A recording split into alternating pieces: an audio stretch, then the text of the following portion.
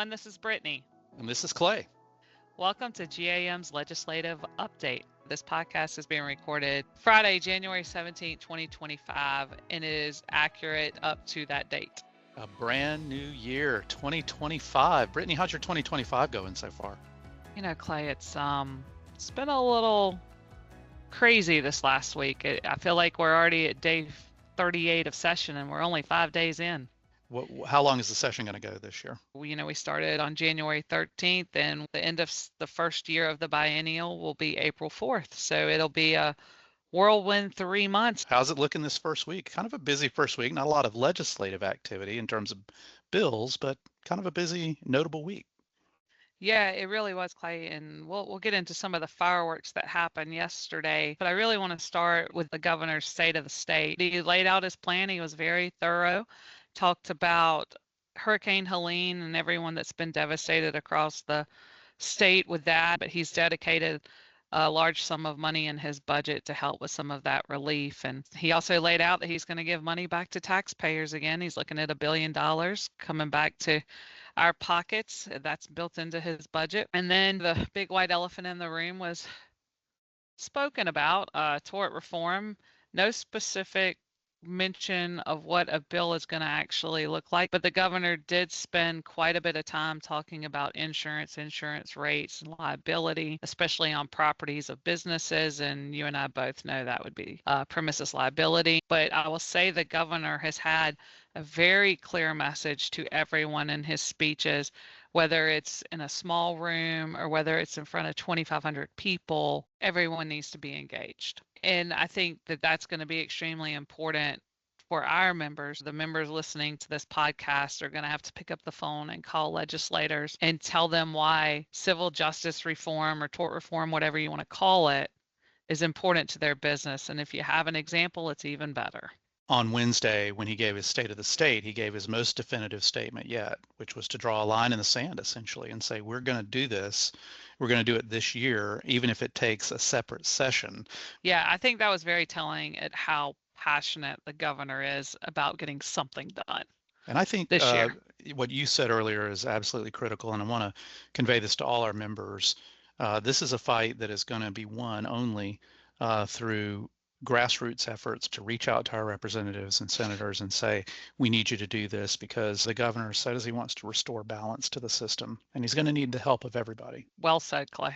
Yeah, so we're through day 5, and there are no legislative days next week because of the budget week. That's the plan, and then they'll come back in and full swing the following week. Didn't the governor also talk about infrastructure in his State of the State address? I think he did. He definitely talked about giving some funding in his budget to infrastructure. You need to make sure that you have roads, bridges, and infrastructure that we don't sometimes think of as infrastructure or even see. So the governor has allocated a large sum of money to look at some projects across the state. Not a lot of specific bills to be reported on this week. We're following a few of them. But, give it time, Clay. Give it time. I know. Brittany and I read what's called the first reader sheet every day, which is published by each chamber and tells all the bills that have been first read in the chamber. And from that, we take a look at them and decide which ones we think are important. Of all the bills introduced this week, there are 3 or 4 that we're following, but none that we're particularly concerned about. We mentioned tort reform. What else do you see as some of the big issues that are coming up on the horizon? Yeah, so truck weights obviously is going to be a big issue. Back in the 2023 legislative session, we passed House Bill 189, which increased the truck weights for agricultural commodities and even commodities that are used in the agricultural process from 80,000 pounds to 88,000 pounds.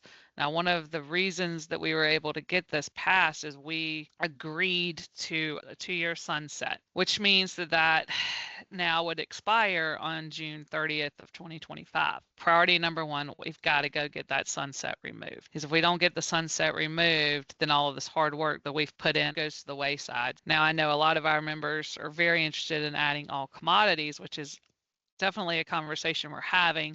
It just may be a 2-phase, because if the sunset stays, the all commodities doesn't really even matter. I think for now, we'll continue to have that conversation, but with the ultimate goal of getting that sunset taken out of the bill.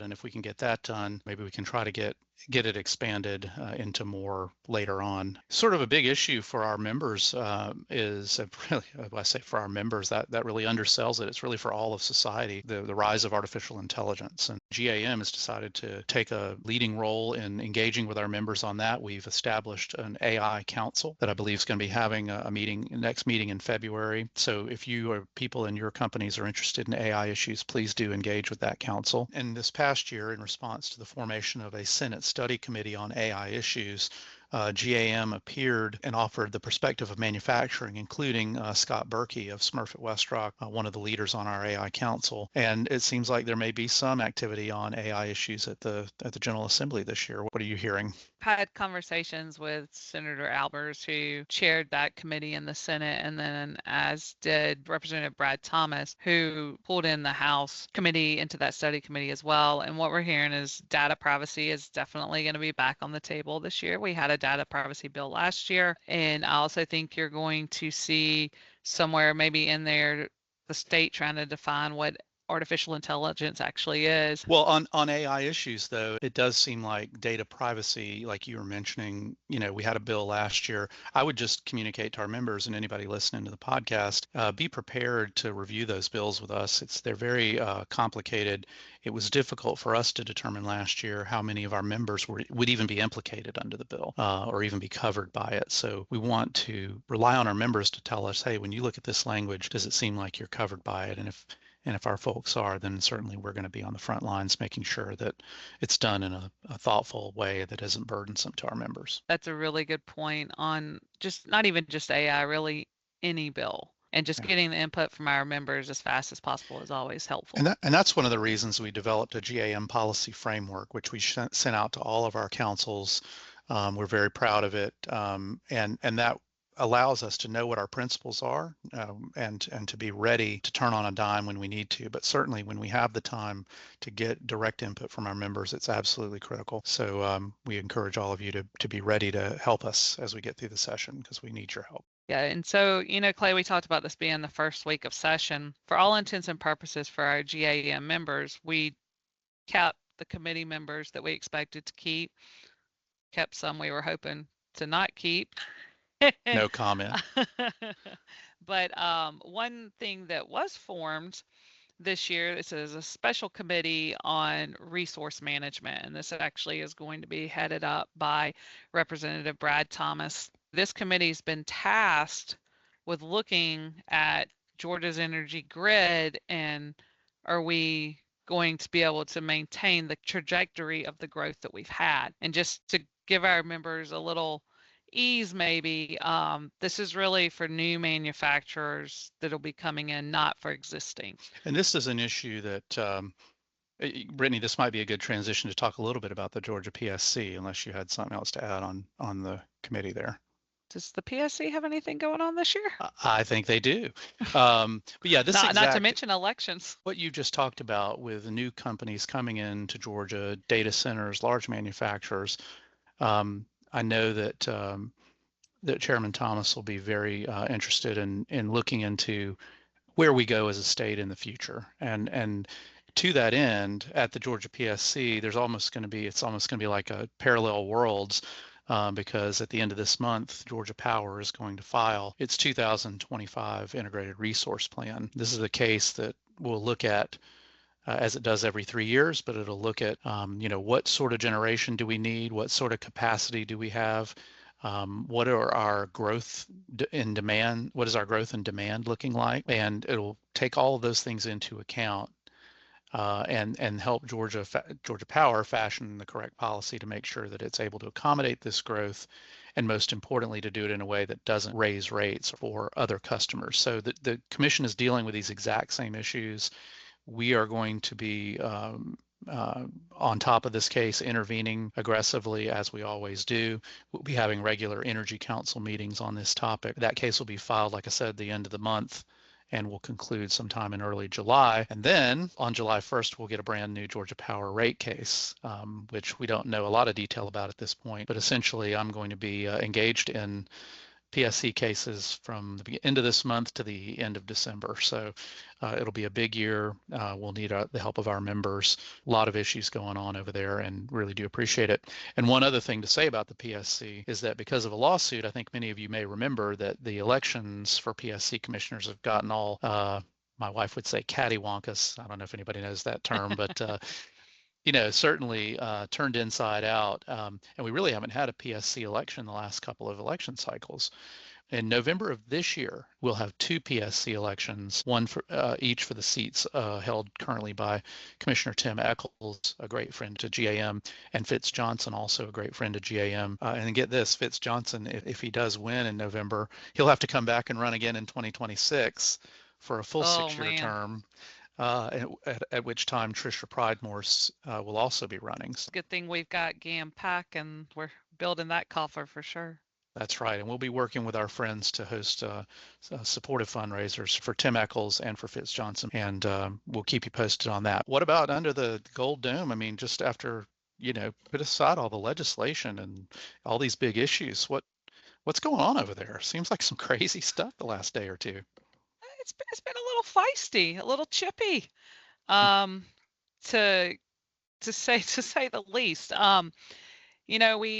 We lost Speaker Ralston, and the House did a beautiful ceremony last session to honor Speaker Ralston and his family, to hang the Speaker's portrait next to the House chamber. And then they went over to the Senate to do the same ceremony. And Senator Colton Moore got in the well, and for lack of better terms, did not show the decorum, in most people's opinion, that should be shown to someone who was deceased, especially with the family members sitting in the gallery watching, and said some very unflattering words about the late Speaker Ralston. And so much so that within probably 10 minutes, Speaker Burns got up to the podium in the House of Representatives and banned Colton Moore from ever setting foot again into the House of Representatives or any place that the House of Representatives occupied. So, I mean, it was pretty tense, the end of session there. We signed he died and we went home. Well, for those that don't know, when the governor does the state of the state, the Senate comes over to the House chambers, and Colton Moore was not allowed in. But so he was told he couldn't come in, but did he try? Oh, he tried, and he tried multiple times and wound up being arrested by state police and escorted out of the Capitol in handcuffs and booked into the Fulton County Jail. And wow, yeah, it was not what you want to see, anything like that happen at the state capitol. Fast forward to this morning, social media was blowing up all day and all night about the scuffle. And at the end of the legislative day, Lieutenant Governor Burt Jones takes a moment to address his Senate. And I'm not going to say supported what Colton did, because I don't think that's what Lieutenant Governor did, but he acknowledged the fact that Colton had a right to be able to serve his constituents that he represents in North Georgia. And, Clay, that may not sound significant, but when you've got some contentious legislation that maybe the Senate and the House don't quite agree on, and if they're already not getting along by day 5, it's going to make session really interesting. Of course, we don't get involved in these types of things. On the other hand, we do have to be aware of it because it can have an impact on the legislative process. So we have to be aware of it. All right, so that's the legislative report for this week. Like I said, not a whole lot of bills to talk about. We'll have some more detailed reports as the bills continue to come out, including particularly the big issue tort reform, which will probably take the form of several different bills. So we'll be right on top of it and communicating with you throughout the session. Well, last year, the highly successful trivia contest we had every week continues in 2025. So here's this week's trivia question, and the categories are broad. I select the questions, and the first person who emails me at cjones, CJONES, at gamfg.org with the correct answer, the first and only the first person to correctly answer this question will receive a prize from GAM. Who was the first United States president to be born in a hospital? That is the And again, I question for don't the get week. the answer right. You don't get to answer. Dang Who was it. the first U.S. president to be born in a hospital? That's this week's trivia question. We'll come back with the winners next time. Good luck, everyone, on that. Yep. Speaking of luck, Clay, our members have got some luck in a lot of the events we've got coming up. Oh yeah, we got a great GAM calendar at the start of the year. This is a significant year for GAM. It is our 125th anniversary. I think the word is a sesquicentennial. Well, anyway, I'm not even sure I'm pronouncing it right, but there is a term for it. But we're just going to call it GAM 125. We're going to be having celebration of this all throughout the year. And one of the ways we're going to celebrate that is on March the 5th, right? Brittany, tell us a little bit about that. Yeah, we are going to have GAM Day at the Capitol, where we will invite all of our manufacturers to come down, have some displays set up. We are very fortunate that we will have a resolution celebrating our 125th anniversary, one coming out of the Senate and one coming out of the House. So greatly appreciate Senator Kennedy and Representative Williamson for carrying those for us. And it'll be an opportunity for our members to engage and speak to their local legislator and kind of get to see the chaos that we talk about every week. Exactly. That's great. And then some other events coming up. I just want to we'll come back with more details on these, but our we're going to be having our spring meeting, our GAM spring meeting. That'll be taking place May 13th through the 15th.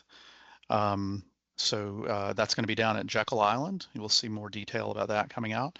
And then in June, very excited to announce we're going to have our very first Operational Excellence Conference. This is the successor to the Workforce Seminar that we've done for so many years, but it's going to bring in other issues, including safety and operations and legal issues, health and safety issues, like I said, workforce, HR. All of these tracks of conversation are going to be absolutely critical for your businesses, and we expect that that conference is going to be the best attended one yet, and that's going to be taking place at a different location for us, the Cloudland Resort at Macklemore. Please be on the lookout for more information about that as we get closer. Thank y'all all for being with us this week. We really appreciate you listening. We appreciate your support, as always, of GAM. We won't have a podcast next Friday because it's budget week, and there's really not going to be much legislative activity per se beyond that going on, but we will be back recording one on January 31st. So, And as always, if you need anything, please do not hesitate to reach out. all right. See you next time. Thanks, everyone.